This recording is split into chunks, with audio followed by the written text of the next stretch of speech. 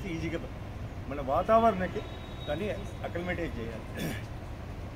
కాబట్టి మాకెవరో లక్షల మెంబర్స్ అక్కర్లేదు, 2000 మెంబర్స్ ఒక్కొక్కరు 10 మందికి ఇచ్చారు. ఎంతమంది అయ్యారు? 20,000 మంది మా విత్తనాలు ఎంజాయ్ చేస్తున్నారు. అవునా కాదా?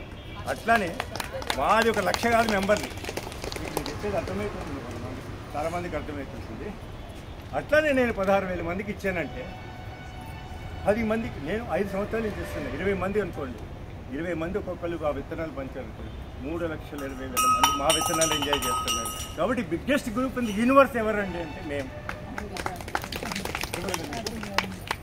సరే అండి, ఇంకా అసలు క్వశ్చన్కి వస్తాను.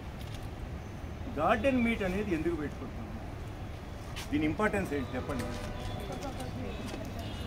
ఏది ఊరికే ఏది విత్తనాలు పెంచుకోవటం, మొక్కలు పెంచుకోవటం అని వాళ్ళలాగా అంటే గార్డెన్ మీట్ ఎందుకు? మీరు పక్కింటికి వెళ్ళచ్చు.